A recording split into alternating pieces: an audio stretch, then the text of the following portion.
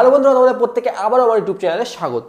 আগের ভিডিওতে আমরা বৃত্ত সম্পর্কিত বিভিন্ন সংজ্ঞা যেগুলো আমাদের প্রয়োজন সেই সংজ্ঞাগুলো বুঝেছি। তার সাথে সাথে আমাদের গুরুত্বপূর্ণ যে দুটি উপপাদ্য আমাদের সিলেবাসে আছে সেগুলি বুঝেছি এবং তার প্রমাণ কিন্তু করেছি।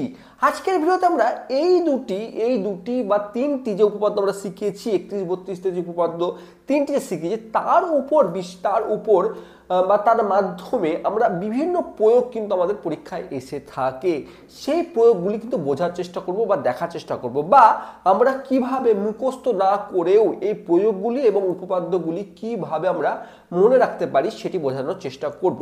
সর্বপ্রথমে আমাদের রীতিমতো আমাদের যে প্র্যাকটিস হয়ে আসছে, ক্লাস 8 থেকে আমাদের 10 পর্যন্ত আমাদের একটা প্র্যাকটিসে চলে এসেছি আমরা, যে উপপাদ্য মানে আমরা ধরে নেব যে কিছু সাজেশন ভিত্তিক কিছু উপপাদ্যকে মুখস্থ করব এবং কিছু সাজেশন ভিত্তিক প্রয়োগকে আমরা মুখস্থ করব। যদি পড়ে গেল তো খুব ভালো, না পড়লে আমার হাতে আর কিছু নেই। প্রয়োগ আমরা ধরেই নিই যে আমরা পরীক্ষায় পারবো না, সেই জন্য ওটাকে আগেই অ্যাভয়েড করি আর উপপাদ্যকে আমরা কমনের উপর বেস করে বা সাজেশনের উপর বেস করে কিন্তু যাই। এবার প্রবলেম হচ্ছে যে আমরা সাজেশনের উপর অনেক ক্ষেত্রে দেখবে তোমরা সাজেশন নিয়েও গেছো, সাজেশন অঙ্কটি উপপাদ্যটি পড়েওছে হয়তো বা, কিন্তু অর্ধেক যাওয়ার পর তোমার মাথায় আর আসে না যে এর পরের লাইনটা কি, তোমার মাথায় খেলে না বা তাড়াহুড়ো চক্করে সেই জিনিসটি ভুলে গিয়ে থাকো। তখন তুমি কি করবে? ভুলে যাওয়ার পর আর তুমি নেক্সট স্টেপে যেতে পারবে না, কারণ তুমি অন্যান্য ফর্মুলা মতন করে উপপাদ্যকে তুমি মুখস্থ করতে চাইছো, মনে রাখার চেষ্টা করেছো, কিন্তু এই উপপাদ্যের ভিতর কি আছে, কি বোঝাতে চেয়েছে সে বিষয়ে তোমাদের ক্ল্যারিটি নেই। তাই আমরা আজকের ভিডিওতে আমরা দেখবো খুব ইজিলি কিভাবে একটা উপপাদ্যকে মনে রাখা যায় বা পসিবল। আমরা আগে দুটি উপপাদ্য শিখেছি, তিনটে উপপাদ্য শিখেছি। কি কি? যে কোনো বৃত্তের ব্যাস নয় এরকম জ্যা, কোনো বৃত্তের ব্যাস নয় এরকম জ্যার ওপর যদি আমরা কেন্দ্র থেকে একটি লম্ব অঙ্কন করি তাহলে সেই লম্বটি ওই জায়গায় সমানভাবে দ্বিখণ্ডিত করবে বা সমদ্বিখণ্ডিত করবে, তাই না? তো এটি আমাকে উপপাদ্যটি প্রমাণ করতে বলেছে। কি করব? সিম্পল কথা, প্রথমে কি বলেছে সেটি বুঝবো। আমাকে বলেছে যে কোন একটি বৃত্ত যার কেন্দ্রটি ও, তাহলে আমরা লিখবো ও কেন্দ্রীয় বৃত্তের কোন একটি ব্যাস নয় এরকম জ্যা, কোনো ব্যাস নয় এরকম জ্যা, একটা এরকম ধরে নিচ্ছি, এটি এ নাম দিলাম এবং এটি বি নাম দিলাম। তাহলে ও কেন্দ্রীয় বৃত্তের এ বি একটি ব্যাস নয় এমন একটি জ্যা, এটি প্রদত্ত। আমাকে তার সঙ্গে আরো প্রদত্ত যে যদি ও পয়েন্ট থেকে যদি এ বির উপর একটি লম্ব অঙ্কন করি যেটি ডি বিন্দুতে ছেদ করেছে, আমরা আরো কি বলেছি উপপাদ্যে, ও পয়েন্ট থেকে কেন্দ্র থেকে জ্যায়ের উপর লম্ব, কেন্দ্র থেকে জ্যায়ের উপর লম্ব যদি থাকে সেটি ওডি যদি নাম হয়ে থাকে তাহলে এই ডি পয়েন্টটি এ বি কে সমদ্বিখণ্ডিত করবে। প্রমাণ করতে হবে যে এই ডি পয়েন্টটি এ বি কে সমদ্বিখণ্ডিত করবে, তার অর্থ হচ্ছে আমাকে প্রমাণ করতে হবে A D is equal to DB. তাহলে আমরা কি কি কাজ করে ফেললাম? আমরা দেখো উপপাদ্যের অর্ধেক পাঠ করে ফেলেছি। কি করে ফেলেছি? প্রদত্ত কি ছিল? প্রদত্ত ছিল ও কেন্দ্র বৃত্তের এ বি ব্যাস নয় এরকম একটি জ্যা, এবার ও থেকে ও ডি হচ্ছে এ বির উপর একটি লম্ব, এবং আমাকে প্রমাণ করতে হবে যে এডি সমান সমান ডিবি, অর্থাৎ এই ডি পয়েন্টটি এ বি কে সমদ্বিখণ্ডিত করেছে। হয়ে গেল অর্ধেক কাজ। এবার অঙ্কন, কি অঙ্কন করব? আমরা অঙ্কন করব এই ও এ এবং ও বি যুক্ত করে দেব, হয়ে গেল অঙ্কন। এবার কথা হচ্ছে কি, কেন এটি করলাম? দেখো, যখনই আমাকে এই দুটি ট্রায়াঙ্গেল পেলাম, একটু লক্ষ্য করে দেখো, আমরা অলরেডি কি বলেছিলাম, ও ডি কিন্তু এ বির উপর লম্ব, ও ডি এ বির উপর লম্ব, তাহলে এটি 90 ডিগ্রি হবে এবং এটি 90 ডিগ্রি হবে স্বাভাবিকভাবে। তাহলে এই দুটি যে ত্রিভুজ আমরা পেয়েছি সমকোণী ত্রিভুজ, আবার এই দুটি সমকোণী ত্রিভুজের এ ও এবং ও বি ভালো করে লক্ষ্য করে দেখো, এ পয়েন্টটি কি? এ পয়েন্টটি হচ্ছে বৃত্তটির উপর অবস্থিত যে কোনো একটি পয়েন্ট। বি পয়েন্টটি কি? বি পয়েন্টটিও বৃত্তের উপর অবস্থিত যে কোনো একটি পয়েন্ট। এবার কেন্দ্র থেকে ও এর ডিস্টেন্স এবং কেন্দ্র থেকে ও বি ডিস্টেন্স অর্থ হচ্ছে সংজ্ঞাতে ফিরে এসো। সংজ্ঞাতে ব্যাসার্ধর সংজ্ঞা কি বলছে? যে বৃত্তের ওপরে অবস্থিত যে কোনো পয়েন্ট থেকে কেন্দ্রের যে দূরত্বকে ব্যাসার্ধ বলা হয়। আর কোন একটি নির্দিষ্ট বৃত্তের ক্ষেত্রে ব্যাসার্ধ কিন্তু যে পয়েন্টের জন্য তুমি এই পয়েন্টের জন্য এখানে একটি পয়েন্ট নিলে ও ও ও এবং এই পয়েন্টটি যুক্ত করে দিলে, এখানে একটি পয়েন্ট নিলে ও মানে কেন্দ্র থেকে যুক্ত করে দিলে, যতগুলি তুমি ব্যাসার্ধ নাও না কেন এই বৃত্তে অসংখ্য ব্যাসার্ধ পাবে, প্রত্যেকটির কিন্তু মান কিন্তু সমান হবে। তাহলে আমরা অলরেডি এই দুটি সমকোণী ত্রিভুজ অলরেডি পেয়ে গেছি, তার সঙ্গে সঙ্গে এই বাহুটির সঙ্গে এই বাহুটি সমান হয়ে গেল, কারণ এটি দুটি বাহু হচ্ছে সেম বৃত্তের ব্যাসার্ধ। তাহলে আমরা দুটো প্রমাণ পেয়ে গেছি। তৃতীয় কি? এটি হচ্ছে এই দুটি ত্রিভুজের এটি হচ্ছে সাধারণ বাহু, ওডি সাধারণ বাহু। তাহলে আমরা বলে দিতে পারি এই দুটি ত্রিভুজ হচ্ছে সর্বসমত্রিভুজ। আর যদি সর্বসমত্রিভুজ হয়ে থাকে দুটি ত্রিভুজ, তাহলে তাদের অনুরূপ বাহুগুলি কিন্তু সমান হয়। অনুরূপ বাহু সমান হওয়ার কথা অর্থ হচ্ছে এটির সঙ্গে কিন্তু এটি কিন্তু সমান হয়ে যাবে, অর্থাৎ এডি ইজ ইকুয়াল টু ডিবি। খুব ইজিলি আমরা কি করলাম, আমরা মাথায় রাখবো কোনো কিছু উপপাদ্য করার পূর্বে কি বলছে সেটিকে আমরা প্লট করব, তারপরে আমরা যে যে জিনিসগুলো দেওয়া আছে সেগুলোকে আমাদের অনেক ক্ষেত্রে থাকবে এরকম অনেক উপপাদ্যকে ইউজ করতে হতে পারে। সেখানে তুমি কি করবে, তুমি যদি উপপাদ্য নাই জানো, তুমি যদি মুখস্থ করে যাও, সেখানে তুমি কিন্তু কনফিউজ হয়ে যাবে কি লিখতে হবে, সেখানে কিন্তু নম্বর কেটে নিতে পারে। তো আমরা প্রথমে দেখলাম যে এইটি যেভাবে আমরা করলাম, এখানে আমরা খুব সিম্পলি ভাবে দেখলাম যে আমাকে কাজ করতে হলো, আমাকে যদি বলেছে যে ব্যাস নয় এরকম একটি জ্যা প্রথমে আমি অঙ্কন করলাম এবং ওটি হচ্ছে তার উপর লম্ব দেখিয়ে দিলাম। অঙ্কনে কি করলাম, এ ও যুক্ত করলাম, ও বি যুক্ত করলাম, তাহলে যে দুটি ত্রিভুজ পেলাম সেই দুটি ত্রিভুজকে আমরা যে যে কন্ডিশন দিয়ে আছে তার ভিত্তিতে সর্বসম প্রমাণ করলাম এবং তাদের অনুরূপ বাহু যেহেতু সমান হবে কারণ সর্বসম ত্রিভুজ, তাহলে আমরা বলতে পারি এডি ইজ ইকুয়াল টু ডিবি, যেটি আমরা প্রমাণ করতে চেয়েছিলাম কিছু প্রমাণ হয়ে গেল। আবার এর উল্টো উপপাদ্যটি কি বলেছিল, উল্টো উপপাদ্যটি বলেছিল আমাকে যদি এটি যদি সম্মুখ মানে লম্ব না হয়ে থাকে, যদি এ বি একটি ব্যাস নয় এরকম যায় এবং ডি পয়েন্টটি যদি মিডিল পয়েন্ট হয়ে থাকে, মিডিল পয়েন্ট থেকে ও যদি যুক্ত করি আমরা তাহলে যুক্ত করলে এই যে রেখাংশটি পেলাম ওডি, এটি লম্ব হবে বলে দিচ্ছে। এবার তাহলে কি কি বলে দেওয়া থাকলো, আমাকে বলে দেওয়া আছে যে এই এখন আমাকে বলে দেওয়া আছে এডি ইজ ইকুয়াল টু ডিবি, এটা আমাকে প্রদত্ত বলে দেওয়া আছে কারণ মিডিল পয়েন্ট বা সমদ্বিখণ্ডিত করছে আমাকে বলে দিয়েছে। তার সঙ্গে কি বলে দেওয়া আছে, তার সঙ্গে এটি যেহেতু সেম বৃত্তের ব্যাসার্ধ তাহলে এটিও সমান হবে, অর্থাৎ O A is equal to O B, এটিও সমান হয়ে গেল, পেয়ে গেলাম। তাহলে দুটো জিনিস কন্ডিশন তো আমি প্রমাণ হয়ে গেল। তৃতীয় কি, ওডি সাধারণ বাহু, তাহলে তিনটে বাহু এস এস এস বাহু সূত্রানুযায়ী আবার এই দুটি ত্রিভুজ কিন্তু হয়ে গেল সর্বসম। এবার যদি সর্বসম ত্রিভুজ হয় তাহলে অনুরূপ কোণগুলিও সমান হবে। অনুরূপ কোণ হওয়ার অর্থ হতো আমাদের বাকি এই কোণটি সমান, এই কোণটি সমান এবং এই কোণটি সমান।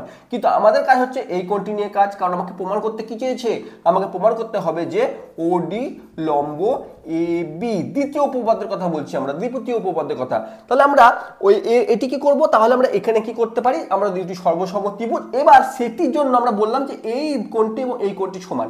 এবার এক্ষেত্রে তুমি লিখে আসতে পারো না, হঠাৎ করে আমরা বললাম মনে হলো যে এই দুটি কোণ তো সমান হয়ে তাহলে 90 ডিগ্রি হবে। কি কারণে, দুটি কোণ সমান হয়ে গেল, এই দুটি কোণ সমান তার অর্থ এটি 90 ডিগ্রি কেন হতে পারে, 60 ডিগ্রি হচ্ছে না কেন, 30 ডিগ্রি হচ্ছে কেন। এই ক্ষেত্রেও আমরা একটি উপপাদ্য প্রমাণ করেছি যেটি ক্লাস 8-এ, যেটির ইউজ এখানে হবে। কি ইউজ, কোন উপপাদ্যটি, আমাকে বলা হয়েছে, আমরা শিখেছি, আমরা জেনেছি যে কোনো একটি রেখাংশের ওপর যদি আরেকটি রেখাংশ দণ্ডায়মান হয়ে যদি সমান কোণ উৎপন্ন করে তাহলে এই যে কোণ দুটি পাবো সেই কোণ দুটি একে অপরের সঙ্গে 90 ডিগ্রি হবে বা এক সমকোণ হবে।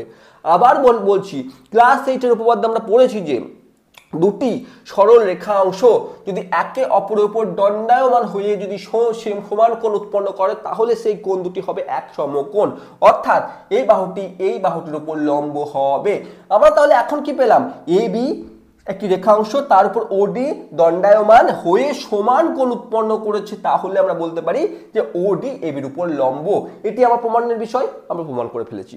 তাহলে আমরা এই দুটি উপপাদ্য থেকে আমরা অনেক কিছু প্রয়োগ করতে পারি। কিরকম প্রয়োগ, দেখো একটি প্রয়োগ হচ্ছে যে প্রমাণ করি কোন বৃত্তে দুটি সমান জ্যা কেন্দ্র থেকে সমুদ্রবর্তী। কি বলছে, যদি কোনো বৃত্তে সমান জ্যা হয়, সমান জ্যা মিন্স মানে এদের জ্যাগুলি সমান হবে, জ্যাগুলি সমান হওয়ার অর্থ যাদের দৈর্ঘ্য, জ্যাগুলির দৈর্ঘ্য সমান হবে। দেখো এবার এই বৃত্তটি বলছে দুটি সমান জ্যা কেন্দ্র থেকে সমুদ্রবর্তী হবে। আমার প্রমাণের বিষয় হচ্ছে দুটি সমান জ্যা।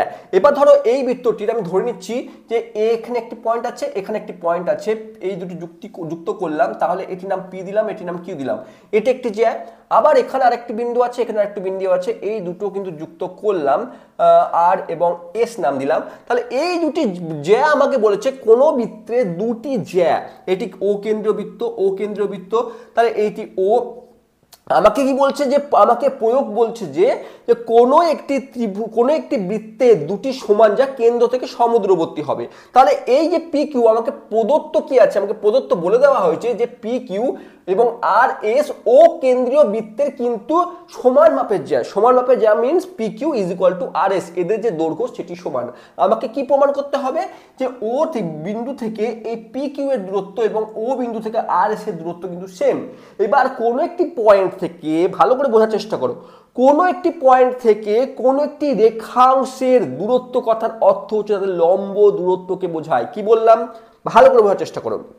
কোন একটি পয়েন্ট এবং একটি রেখা অংশের দূরত্ব কথার অর্থ হচ্ছে তাদের মধ্যবর্তী লম্ব দূরত্বকে বোঝায়। অর্থাৎ আমি যদি এই রেখা অংশ অর্থাৎ পি কিউ মানে লম্ব, সেখান থেকে পি কিউ মানে জ্যা, এখান থেকে যদি এখানে লম্ব অঙ্কন করি ও এর ওপর, লম্ব অঙ্কন করি ও এর ওপর, তাহলে যে এই যে ও, এটি যদি আমি নাম আমি কি দেবো, এ দিয়ে দিই, এবং একই রকম ভাবে এটির উপর যদি লম্ব অঙ্কন করি, এটির নাম আমি বি দিয়ে দিলাম, তাহলে এই যে ও বি, ও এ এবং ও বি পেলাম, এই দুটি আমাকে সমান প্রমাণ করতে হবে।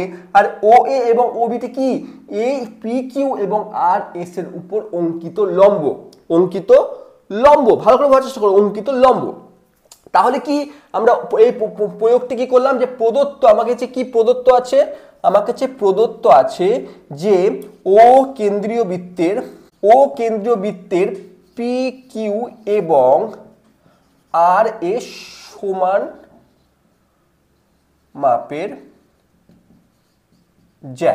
ঠিক আছে, আমাকে কি বলতে, সমান মাপের যা আমাকে বলে দেওয়া আছে ও কেন্দ্রীয় বৃত্তের পি কিউ এবং আর এস সমান মাপের যা, এবং তার সাথে সাথে ও এ আমি কি করলাম, ও এ লম্ব পি কিউ এবং ও বি লম্ব আর এস। আমি এটিও করলাম যে ও এ যেটি সেটি হচ্ছে এই পি কিউ এর উপর অবস্থিত লম্ব এবং ও বি আর এস এর উপর লম্ব। তাহলে আমাকে প্রমাণ করতে কি হবে, আমাকে প্রমাণ করতে হবে যে কি করতে হবে, A O is equal to O B, বা কেন্দ্র থেকে এই জ্যাগুলির দূরত্ব সমান, অর্থাৎ O A is equal to O B, এটি আমাকে প্রমাণ করতে হবে।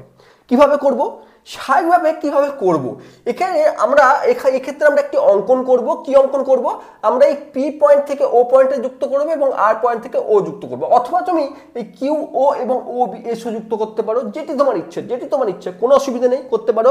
এবং আমরা অঙ্কন হিসাবে করে নিচ্ছি, আমরা কি করছি, অঙ্কন করছি, আমরা এই ও পি যুক্ত করলাম এবং আর ও যুক্ত করলাম, আমরা পি কমা ও এবং আর কমা ও যুক্ত করলাম, এই দুটি কাজ করলাম। এবার আমরা প্রমাণে আসছি। কি প্রমাণ করব আমরা, আমাদের প্রমাণ করতে হবে যে, ভালো করে বোঝার, প্রমাণ করতে হবে যে A O is equal to A B. এখন এই ছবিটি আমরা পি ও এবং ও আর যুক্ত করার পর দেখতে পাচ্ছি ক্লিয়ারলি চোখের সামনে ভেসে উঠছে দুটি ত্রিভুজের কথা, এ একটা ত্রিভুজ, এ একটি ত্রিভুজ। এবার আমাদের কথা হচ্ছে এই ত্রিভুজ দুটির মধ্যে যদি আমরা তিনটি কোনো কন্ডিশন, মানে হয় বাহু কোণ বা কোণ দুটি কোণ, তিনটি কোণ, মানে আমরা যে সর্বসমতার নিয়ম জানি, দুটি ত্রিভুজ কখন সর্বসম হবে সেটি যদি ইউজ করি, তাহলে আমরা এই যে এই ত্রিভুজের এই এ ও এবং এই ত্রিভুজের ও বি, এটি কিন্তু অনুরূপ বাহু হলে এদের দুটি সমান প্রমাণ করতে তখনই পারবো যখন এই দুটি ত্রিভুজ সর্বসম হয়ে যাবে।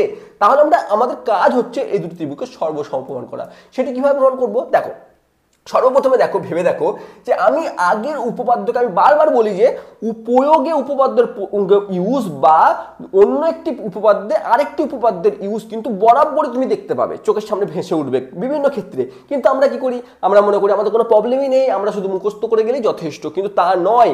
আমাদের প্রত্যেকটি উপপাদ্য ইউজ করতে গিয়ে অন্য কোনো উপপাদ্যের হেল্পস বা কোনো ইউক্লিড অ্যাক্সিওম বা স্বীকার্যের হেল্প নিয়ে কিন্তু আমরা কাজ করি। সেটা আমরা লক্ষ্য করবো, আমরা প্রত্যেকটা প্রয়োগ যখন ছটা প্রয়োগ তুলবো, প্রত্যেকটা প্রয়োগে কোনো না কোনো দেখবো আমরা উপপাদ্যকে ইউজ করছি, তখন তুমি বুঝতে পারবে, ফিল করবে যে বাকি উপপাদ্যগুলো কতটা জরুরি।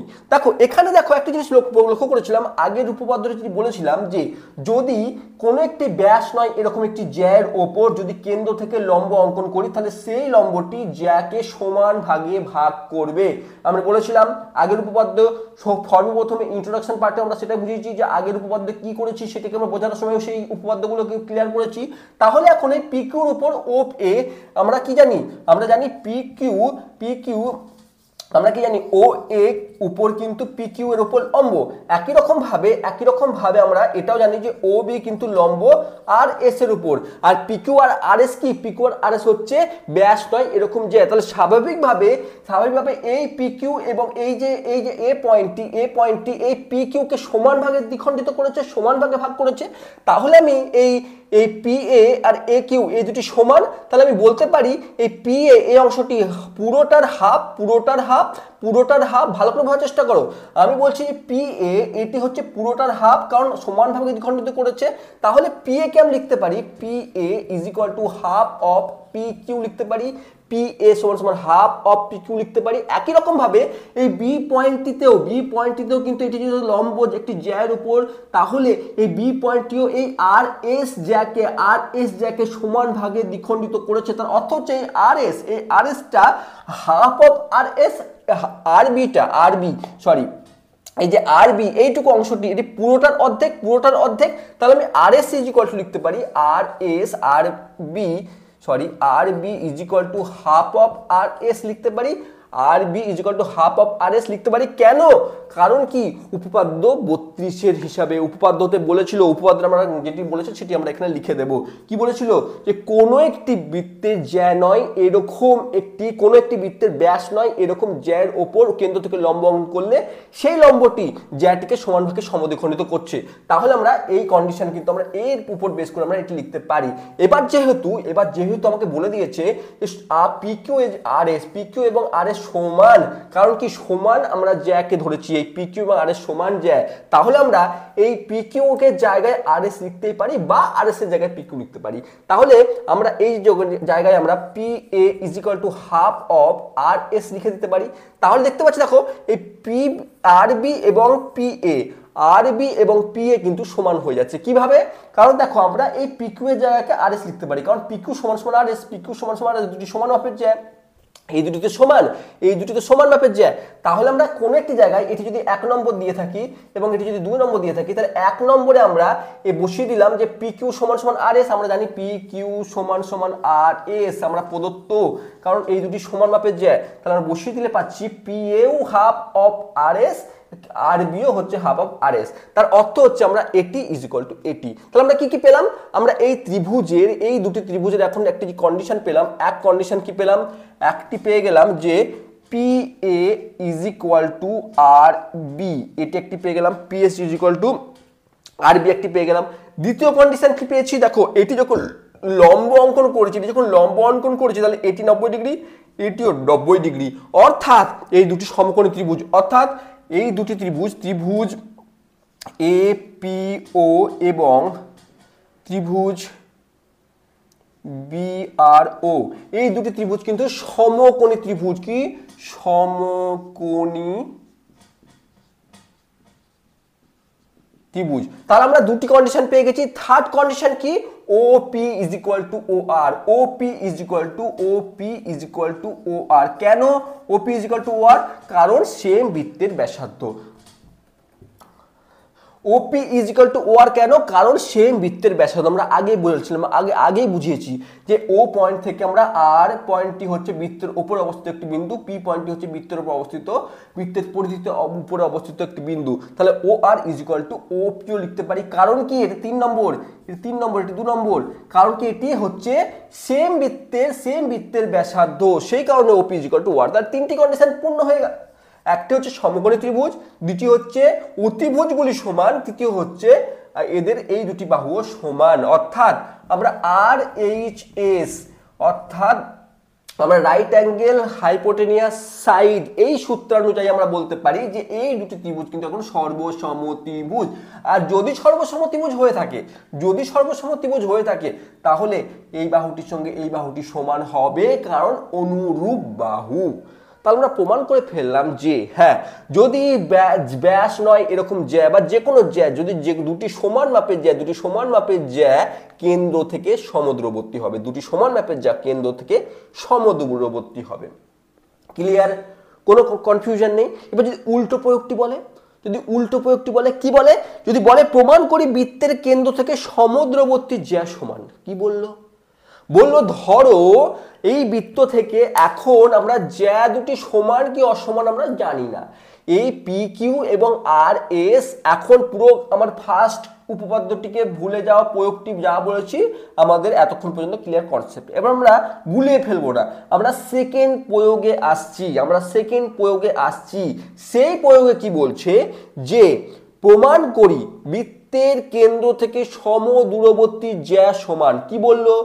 প্রমাণ করি কেন্দ্র থেকে কেন্দ্র থেকে সমদূরবর্তী মানে সমান দূরে অবস্থিত, মানে এখন আমাকে বলে দিচ্ছে এ ও এবং ও বি সমান দূরে অবস্থিত যদি দুটি জ্যা থেকে থাকে, মানে আর এস এবং পি কিউ যদি এই ও এ এবং ও বি সমান হয়ে থাকে, অর্থাৎ সমান দূরবর্তী হয়ে থাকে, তাহলে এই জ্যা দুটিও সমান হবে। এতক্ষণ প্রথম উপপাদ্য আমাকে জ্যা দুটি সমান বলে দিয়েছিল, এখন জ্যা দুটি সমান না অসমান আমি জানি না, কিন্তু হ্যাঁ আমার এটি এখন সমান বলে দিয়েছে, যেটি আমরা আগে প্রমাণ করেছি, যেটি আমরা আগের প্রয়োগে প্রমাণ করেছি, সেটি এখন আমাকে প্রদত্ত।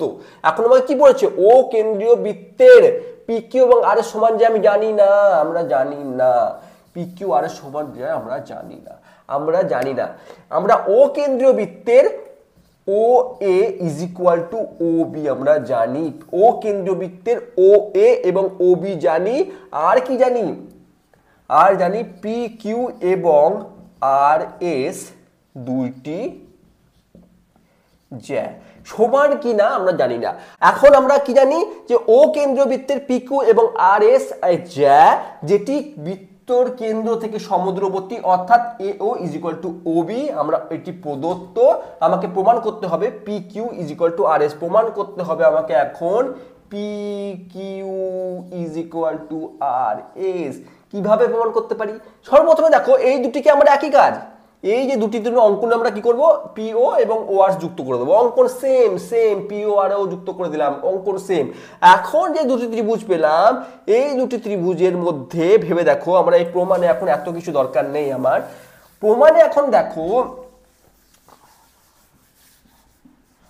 এখন প্রমাণে দেখো কি বলছে, যে এই যে আমরা কি পেলাম যে A O is equal to O B, প্রথম এই দুটি ত্রিভুজের ত্রিভুজ এ ও পি এবং ত্রিভুজ বি ও আর, এই দুটি ত্রিভুজের A O is equal to O B, কারণ কি এই দুটি এ ও বি কেন আমাকে প্রশ্নানুযায়ী বা প্রদত্ত আমাকে বলে দিয়েছে যে A O is equal to O B হবে, কারণ সমান দূরবর্তী। এবার কি বলছে, এটি যেহেতু সমান দূরবর্তী, মানে এটি যেহেতু সমান দূরবর্তী, তাহলে একটি লম্ব হওয়ার অর্থ এটি 90 ডিগ্রি, অর্থাৎ এই দুটি ত্রিভুজের কোণ O A P is equal to O B R এক সমকোণ করে বা 90 ডিগ্রি করে, মানে এই দুটি ত্রিভুজ সমকোণী ত্রিভুজ। তার সাথে সাথে সাইগর আমরা বলেইছি যে এই দুটিও কিন্তু সমান। কেন সমান, এই দুটি সমান কেন, কারণ এটি একই বৃত্তের ব্যাসার্ধ, তাহলে O P is equal to O R. তাহলে দেখো কোণ সমান পেয়ে গেছে, একটি বাহু সমান, এই বাহুটিও কিন্তু সমান, তাহলে দুটি বাহু এবং একটি কোণ সমান, আর এইচএস সূত্রানুযায়ী এই ত্রিভুজ দুটি সর্বসম, আর যদি সর্বসম হয়ে থাকে তাহলে এই পি এ আর পি আর বিও কিন্তু সমান, পি এ আর আর বিও কিন্তু সমান, দেখো P A R R B সমান, তাহলে P A is equal to R B কিন্তু সমান। লক্ষ্য করে দেখার বিষয় হচ্ছে যে পি এ এবং আর বি যদি সমান হয়ে থাকে তাহলে এই পুরোটিও কিন্তু সমান হবে, তাহলে কি এই পুরোটি সমান হবে, কিভাবে হতে পারে, কারণ আমরা সেম সূত্রানুযায়ী আমরা কি বলেছে যে কোনো একটি ব্যাস নয় এরকম জ্যায়ের ওপর কোনো লম্ব কেন্দ্র থেকে যদি একটু লম্ব অঙ্কন করা যায় তাহলে সে সমান ভাগে সমদ্বিখণ্ডিত করে থাকে, অর্থাৎ এই এ পি কিউটি কি, পি কিউ হচ্ছে 2 অফ পি এ, ভালো করে পি কিউ কি, অ্যাকচুয়ালি এখন এই যে পি কিউ পেয়েছি সেটি অ্যাকচুয়ালি 2 ইন্টু পি এ লিখতে পারি কি, 2 ইন্টু পি এ লিখতে পারি কি, কারণ কি পি এ এটি হচ্ছে যা এটিও তাই, কারণ সমানভাবে সমদ্বিখণ্ডিত করেছে। ভালো করে ক্লিয়ার করো যে কোনো একটি আমরা যে প্রথম উপপাদ্যে পড়েছি সেটি আবার ইউজ হচ্ছে, তাহলে আমরা পি কিউ হচ্ছে 2 ইন্টু পি এ, একই রকম ভাবে আমরা R S is equal to 2 into R BO বলতে পারি। এখন যেহেতু পি এ আর বি সমান হয়ে গেছে, পি এ এবং আর বি সমান হয়ে গেছে, তাহলে যে কোনো জায়গায় আমি 2 পিও লিখতে পারি, এটি জায়গায় আর বি জায়গায় 2 পিও লিখতে পারি, অর্থাৎ আমরা P Q is equal to R S কিন্তু হয়ে যাচ্ছে।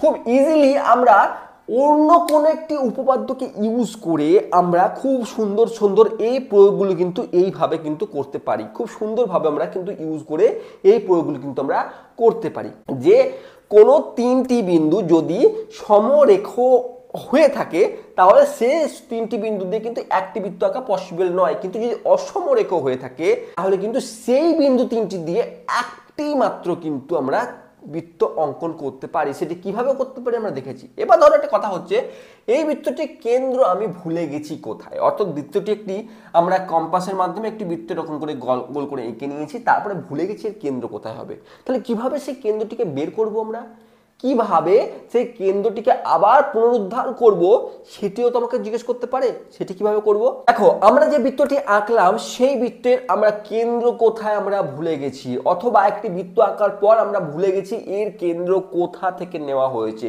আমরা অনেক চেষ্টা করে আমরা কি করে আমরা এর কেন্দ্র বের করতে পারি। আমরা বিভিন্ন পথ আমরা ভাবলাম যে ঠিক আছে আমরা টুকটাক লাগাই, আমরা কম্পাসের রুলটি এখানে নিলাম, কোনো একটি মিডল পয়েন্টে এখানে বসে আমরা ঘুরিয়ে দেওয়ার চেষ্টা করছি, দেখছি কোনো ক্ষেত্রেই কিন্তু আমরা এর কেন্দ্র বের করতে নিখুঁতভাবে বের করতে পারছি না, কত না কত গোলমাল থেকে যাচ্ছে। তাহলে আমরা কিভাবে এর কেন্দ্রটি বের করব? ঠিক এইখানে আমরা যে উপপাদ্যটিকে ইউজ করব সেটি হচ্ছে 31 নম্বর উপপাদ্য।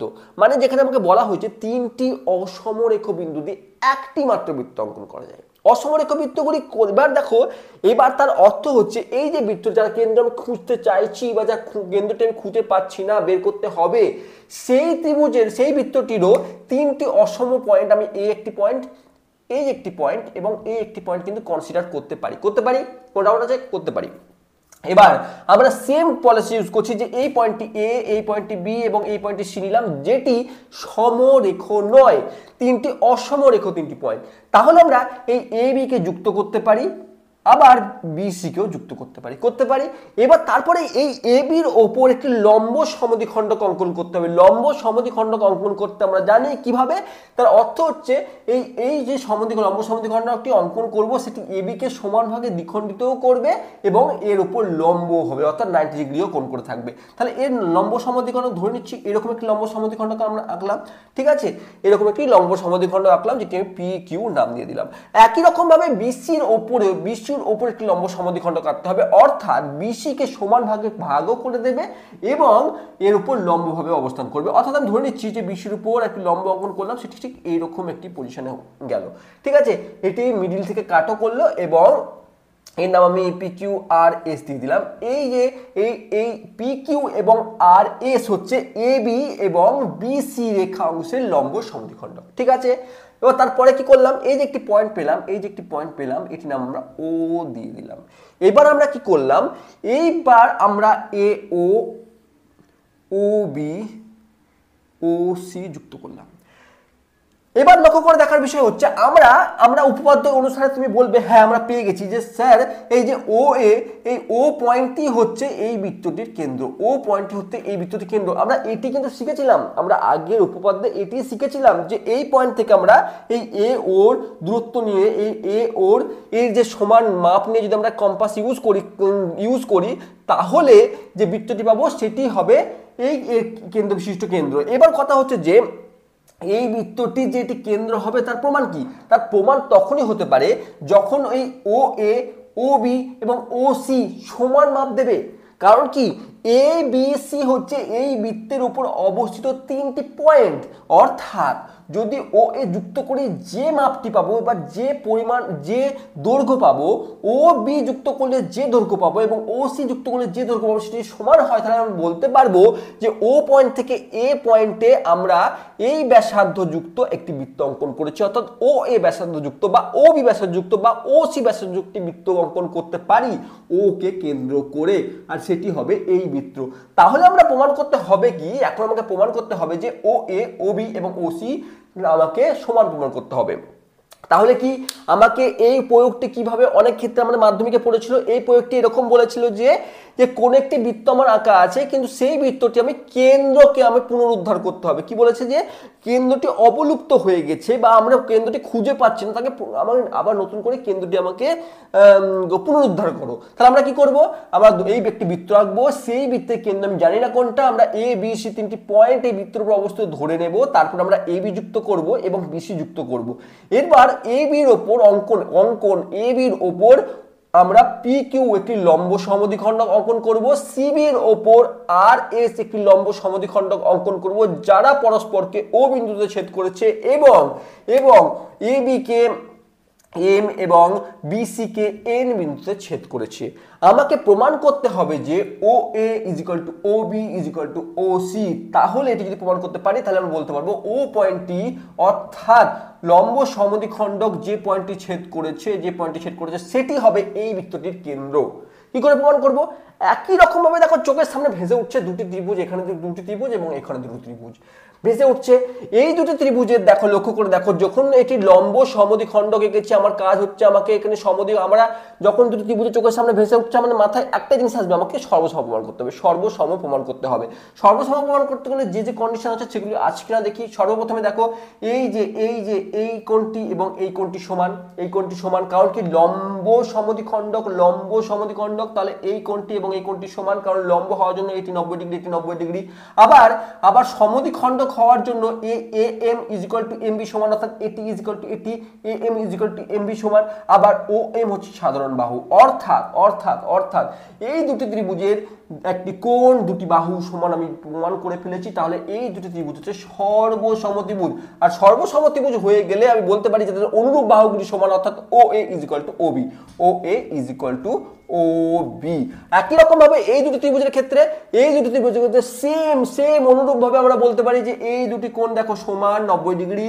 আবার এই বাহুটি এবং এই বাহুটি সমান, কারণ কি লম্ব সমদ্বিখণ্ডক, মানে এই বাহুটিকেও কিন্তু এই পি আর এস কিন্তু সমানভাবে সমদ্বিখণ্ডিত করেছে, অর্থাৎ BN is equal to NC এবং ও এন এটি সাধারণ বাহু, অর্থাৎ এই দুটি ত্রিভুজ সমদ্বিখণ্ডক, এই সর্বসম ত্রিভুজ। তার অর্থ হচ্ছে O B is equal to O C. আমরা O B is equal to O C. তাহলে আমরা দুটি ত্রিভুজ থেকে এই দুটি ত্রিভুজ থেকে পেলাম O A is equal to O B, এই দুটি ত্রিভুজ পেলাম O B is equal to O C. এই দুটিকে আমরা যদি ভালোভাবে সুন্দরভাবে লিখি তাহলে লিখতে পারি O A is equal to O B is equal to O C.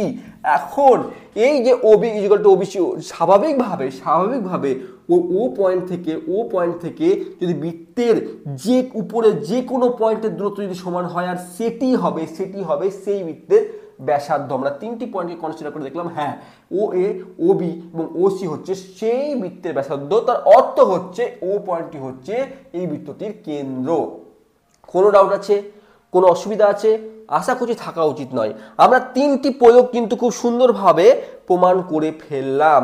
তাহলে এবার আমরা থার্ড প্রয়োগটা দেখার চেষ্টা করি। থার্ড প্রয়োগটি কি আছে সেটি দেখার চেষ্টা করি। দেখো আমি এখানে বোর্ডে কিন্তু পুরোটি লিখলাম না বা কিভাবে প্রমাণ করলো সেটি দেখালাম না, আমি শুধু বোঝালাম। তুমি যখন হাতে কাছে বইটা নেবে এবং তারপরে এই ভিডিওটি চালাবে তখন দেখতে স্পষ্টভাবে বুঝতে পারবে যে পরপর স্টেপ বাই স্টেপ আমরা যেটি বুঝলাম বা যেটি পড়েছি বইয়ের চোখের সামনে পড়ছি সেটিকে ফিল করতে পারছি কিনা। এটি হচ্ছে আমার ভিডিওটি বানানোর উদ্দেশ্য, যে আমরা যেটা পড়ছি বইয়ের খাতাতে সেটি যেন অনুভব করতে পারি, ফিল করতে পারি এই ভিডিওর মাধ্যমে। এবার আমরা নেক্সট প্রয়োগে যাচ্ছি। সেটি কি বলছে? কোন একটি বৃত্তের এবি এবং এসি জ্যা দুটি সমান।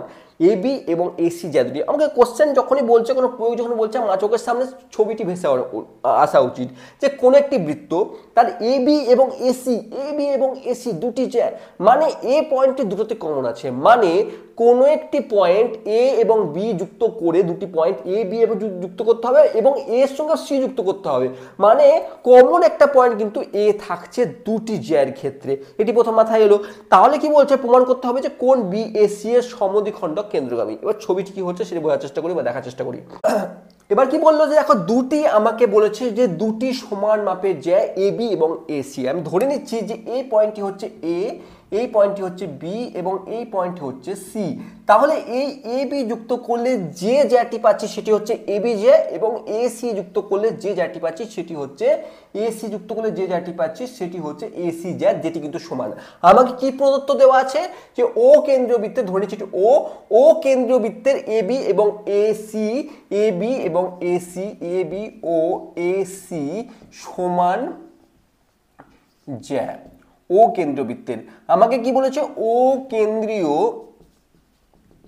বৃত্তের এটি প্রদত্ত যে ও কেন্দ্রীয় বৃত্তের এবি এবং এসি হচ্ছে সমান জ্যা। আমাকে কি প্রমাণ করতে হবে? আমাকে প্রমাণ করতে হবে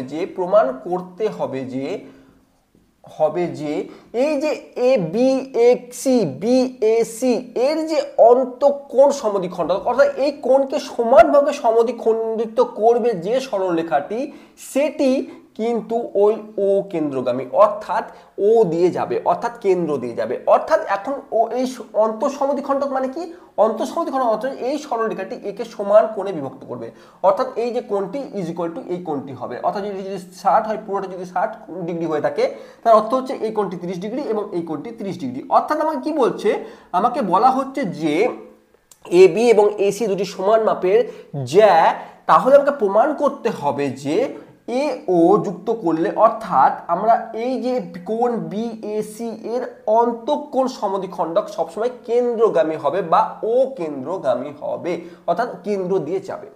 এটি প্রমাণ করতে গিয়ে আমি অঙ্কন কি করব, আমি অঙ্কন করব যে আমি এই এ বির ওপর একটি লম্ব অঙ্কন করছি, এ বির ওপর একটি লম্ব অঙ্কন করছি এবং এসির উপর একটি লম্ব অঙ্কন করছি। আমরা এ বির ওপর একটি লম্ব অঙ্কন করব এবং এসির উপর লম্ব অঙ্কন, যেটি আমি ধরে নিচ্ছি পি এবং কিউ বিন্দুতে ছেদ করেছে।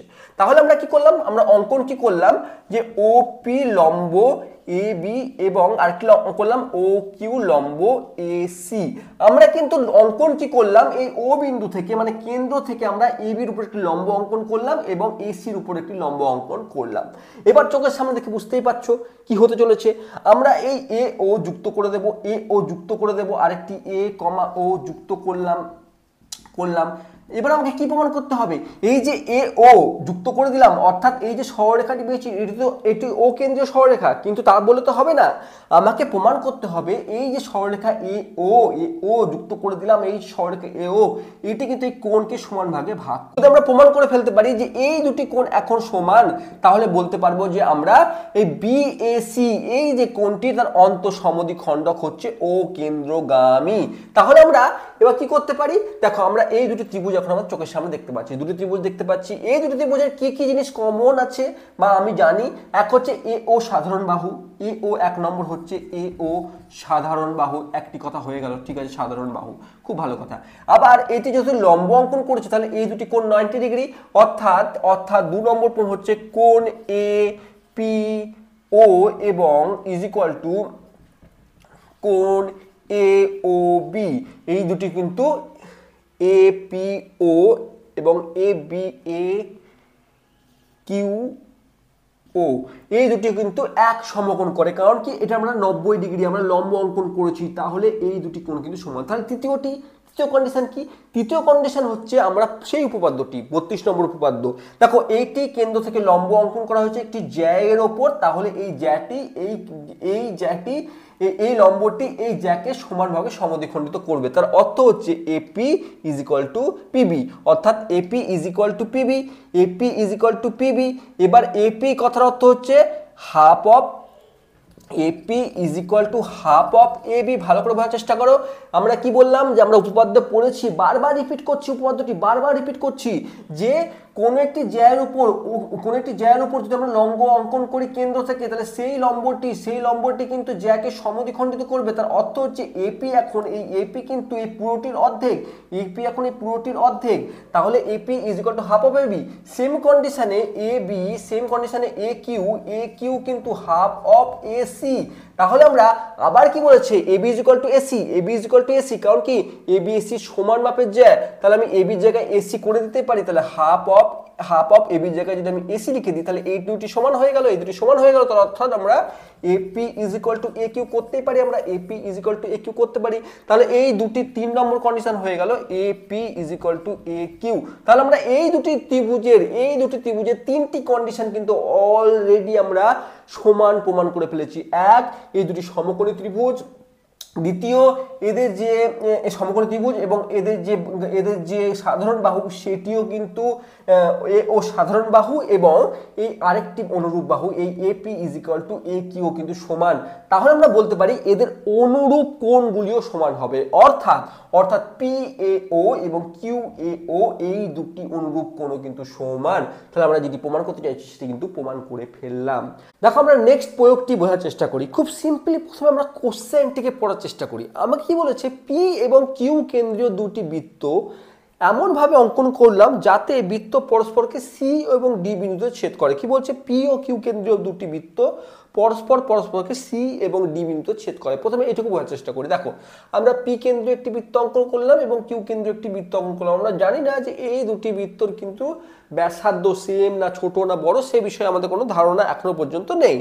আমরা একটি পি কেন্দ্রীয় একটি বৃত্ত অঙ্কন করলাম এবং কিউ কেন্দ্রীয় একটি বৃত্ত অঙ্কন করলাম, এমনভাবে অঙ্কন করেছি যাতে সেই বৃত্তটি যখন এরকম করে গিয়েছে বা ঘুরেছে তখন এই বৃত্ত দুটি তাদের পরিধিকে দুইটি পয়েন্টে ছেদ করেছে, দুটি বিন্দুতে ছেদ করেছে, আর সেই ছেদ বিন্দুগুলির নাম আমরা সি এবং ডি দিয়েছি। দেখো এই বৃত্ত দুটি এইখানে এবং এই পয়েন্টে ছেদ করেছে, তাহলে এই দুটি পয়েন্টের নাম আমি সি এবং ডি দিয়েছি। তারপরে কি বলছে দেখো, তারপরে বলছে যে যদি সি বিন্দুগামী পি কিউবের সমান্তরাল সরলরেখা বৃত্তকে এ বি বিন্দুতে ছেদ করে। এবার কি বলছে, সি কেন্দ্রগামী পি কিউ এর সমান্তরাল সরলরেখা, অর্থাৎ আমি যদি পি কিউ যুক্ত করি এবং এই পি কিউ এর সমান্তরাল যদি সি কেন্দ্রগামী হয়, অর্থাৎ আমি এর একটি সমান্তরাল সরলরেখা যেটি সি দিয়ে পাস করবে এরকম আমি এঁকে দেওয়ার চেষ্টা করি, তাহলে এই পি কিউ এর একটি সমান্তরাল সরলরেখা যেটি সি বিন্দু দিয়ে পাস করছে, একটি সমান্তরাল এই পি কিউ, অর্থাৎ পি কিউ কি পি কেন্দ্র এবং কিউ কেন্দ্র যুক্ত করলে যে সরলরেখাংশটি পাচ্ছি তার একটি সমান্তরাল সরলরেখা যেটি সি বিন্দু দিয়ে যাবে এমন একটি সমান্তরাল সরলরেখা অঙ্কন করলাম, যেটি বৃত্ত দুটিকে কিন্তু এ এবং বি বিন্দুতে ছেদ করেছে, অর্থাৎ এ এবং বি বিন্দুতে ছেদ করেছে। আমাকে প্রমাণ করতে বলেছে যে আমাকে প্রমাণ করতে হবে যে পি কিউ অর্থাৎ এই কেন্দ্র দুটির মধ্যবর্তী যে দূরত্ব, কেন্দ্র দুটির মধ্যবর্তী সেটি সবসময় হাফ অফ এ বি হবে, সেটি সবসময় হাফ অফ এই পুরোটির থেকে অর্ধেক হবে। আমি সেটি প্রমাণ করতে আমাকে কিন্তু এই প্রয়োগে বলেছে। সর্বপ্রথমে আমরা কি করব, তাহলে আমরা প্রথমে এর প্রদত্ত কি প্রথমে সেটা দেখার চেষ্টা করি। এর প্রদত্ত হচ্ছে দেখো পি এবং কিউ কেন্দ্রীয় বৃত্তে বৃত্ত দুটি পরস্পরকে সি এবং ডি বিন্দুতে ছেদ করেছে এবং পি কিউ এর সমান্তরাল সরলরেখা যেটি সি বিন্দুগামী সেটি এই দুটি বৃত্তকে এ এবং বি পয়েন্টে ছেদ করেছে। হলো এবার অঙ্কন আমরা কি করব, অঙ্কন আমরা করব এই পি পয়েন্ট থেকে এ সি। এখন দেখো লক্ষ্য করে দেখো, একটু যদি ভালো করে এই বিষয়টি অবজার্ভ করে আমরা এই এ বিটিকে পুরোটিকে না দেখে আমরা এ সি কে কথা ভাবি, এ এবং সি।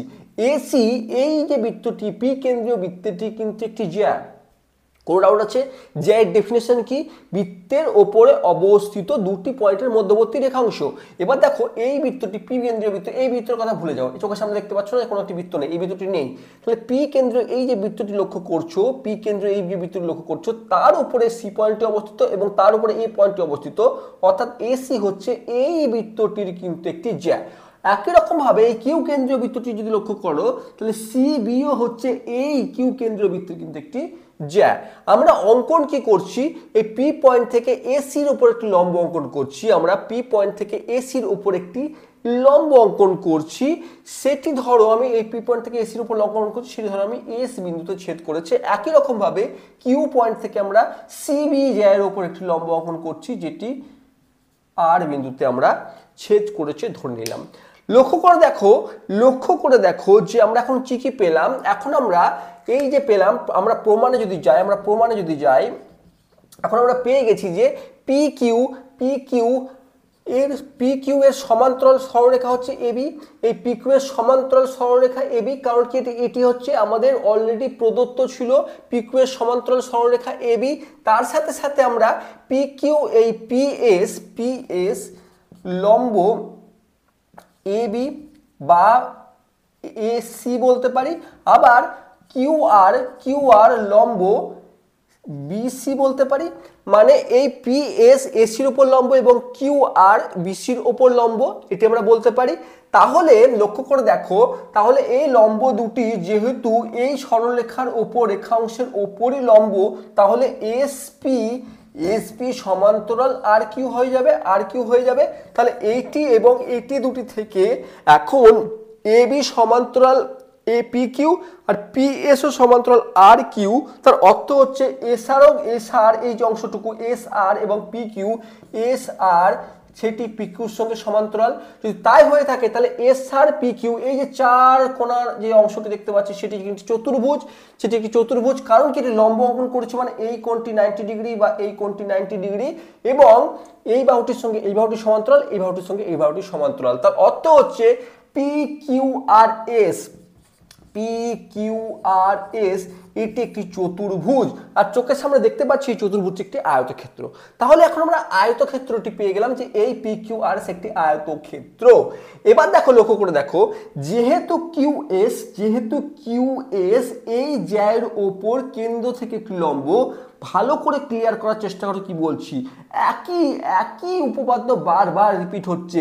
যেহেতু এসির ওপর, এসি একটি ব্যাস নয় এরকম একটি জ্যা, তার উপর পিএস একটি লম্ব থেকে অঙ্কিত, একটি কেন্দ্র থেকে অঙ্কিত লম্ব, তাহলে স্বাভাবিকভাবে এই এসি কে এই এস পয়েন্টটি সমদ্বিখণ্ডিত করে থাকবে। তার অর্থ হচ্ছে এই যে এসসি বলে যে পয়েন্টটি আছে অর্থাৎ এসসি সেটি হাফ অফ এসি হবে। কোনো ডাউট আছে? ভালো করে বোঝার চেষ্টা করো। এই যে পি পয়েন্ট থেকে পিএস এই যে লম্বটি এই এসি এই যে জ্যাকে সমানভাবে সমদ্বিখণ্ডিত করবে, তার অর্থ হচ্ছে এই পার্টটুকু এই পুরোটার অর্ধেক, এই পার্টটুকু এই পুরোটির অর্ধেক, তাহলে এসসি এই হাফ অফ এসি। একই রকম ভাবে অনুরূপভাবে এই যে সি আর এটিও এই হাফ অফ সিবি লিখতে পারি, তাহলে সি আর বা আর সি যাই বলো সেটি হাফ অফ সিবি হবে। এবার লক্ষ্য করে দেখো আমরা যদি এই দুটি যোগ করি অর্থাৎ এসসি প্লাস সি আর, তাহলে এই পুরো বাহুটি পাবো এস আর, তাহলে S R is equal to SC plus C R, যেটি আমি কি জানি, যেটি এসসির ভ্যালু আমি বের করলাম হাফ অফ এ সি, আর এ সি আর এর ভ্যালু আমি বের করেছি হাফ অফ সি বি। যদি হাফ কমন নিয়ে নিই তাহলে এসি প্লাস সিবি, বা এসি কি, এসি মানে এইটুকু অংশ, আর সিবি কি এইটুকু অংশ, এই পুরোটি এসি প্লাস সিবি যোগ করলে পুরোটি কি হয় এবি, তাহলে হাফ অফ এবি। এটিই তো প্রমাণ করতে চেয়েছিলাম যে S R is equal to half of AB.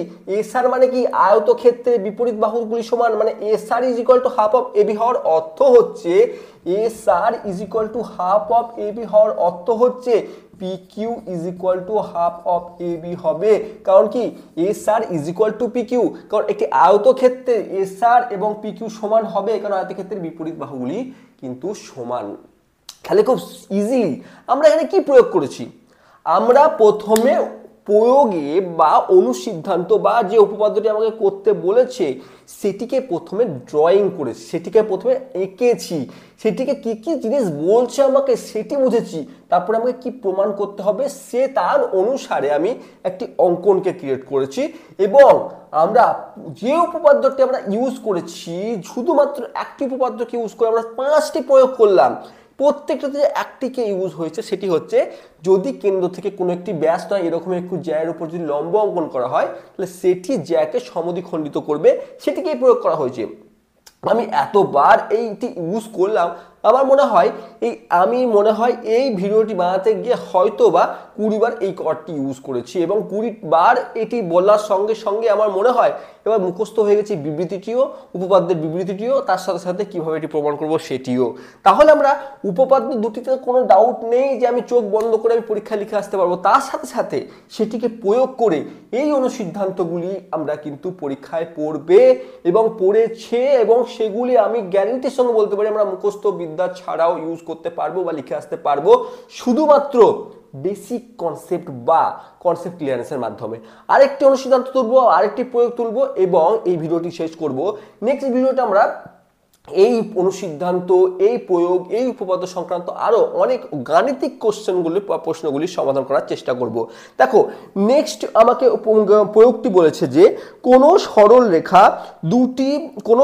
একটি সরল রেখা দুটি এক কেন্দ্রীয় বৃত্তের এ বি বিন্দুতে এবং সি ডি বিন্দুতে ছেদ করলে প্রমাণ করো AC is equal two D. প্রথমে ছবিটি আঁকতে হবে, এরকম ভাবে বললে কিছুই বুঝতে পারা যাবে না। তাহলে প্রথমে এক কেন্দ্রীয় বৃত্ত যখন মাথায় এসেছে তখন আমাকে বুঝতে হবে এক কেন্দ্রীয় বৃত্তের ডেফিনেশন কিন্তু আমি আগেই বলেছি প্রথম ভিডিওর পার্ট বিয়ন্ডে। আমি বারবার বলেছি ডেফিনেশন পড়া খুব গুরুত্বপূর্ণ। আমরা নর্মালি কি করি, আমরা নর্মালি ডেফিনেশন দূরে থাক, আমার এসব পড়ার কোনো প্রয়োজন নেই, আমরা সিধা উপপাদ্য যাই, উপপাদ্য কমন দুটি উপপাদ্য আমাদের পরে 32টিতে আমরা ঝাড়া মুখস্থ করে নিই।